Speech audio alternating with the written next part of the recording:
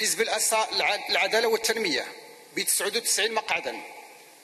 يليه حزب الأصالة والمعاصرة ب 80 مقعدا.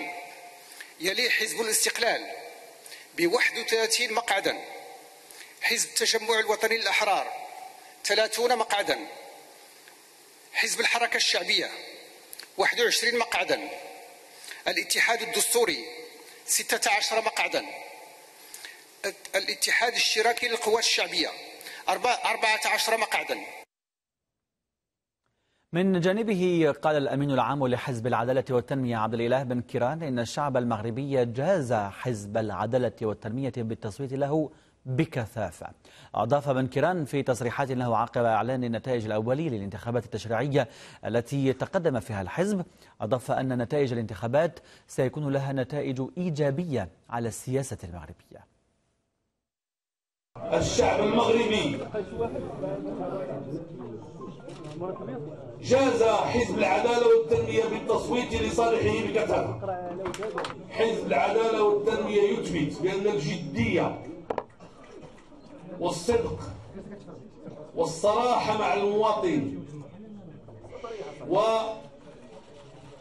والحرص على استقرار الوطن وجعل مصالح البلد فوق أي مصلحة أخرى والوفاء للمؤسسات وعلى رأسها المؤسسة الملكية، كل هذا عملة تعطي نتائج إيجابية.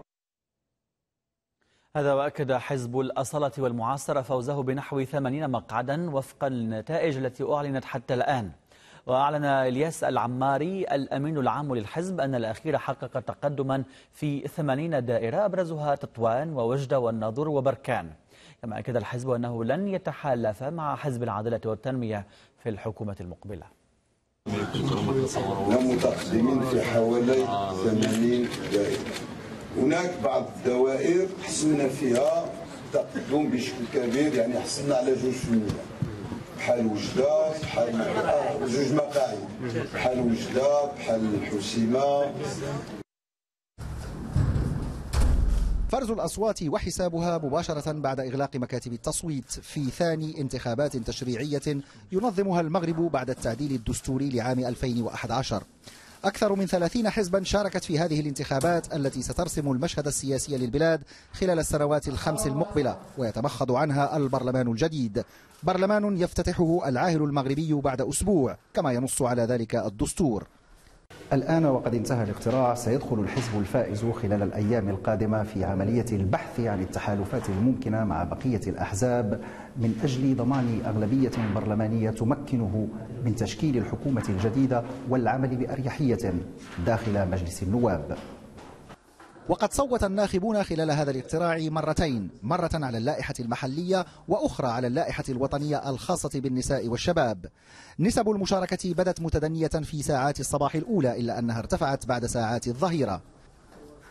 التصويت واجب وطني، وطبعا المرحلة الآن يعني مرحلة دقيقة جدا في تاريخ المغرب، وأعتقد أن الحزب اللي غادي يفوز في هذه الانتخابات غادي تكون عنده واحد المسؤوليه جسيمه.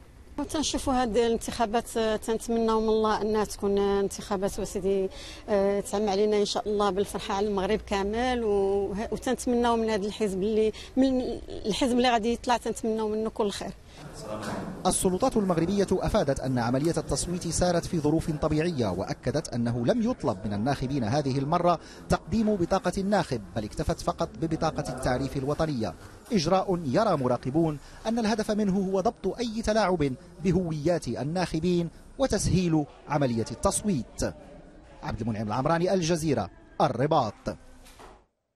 إلى سوريا الآن، حيث وفد مراسل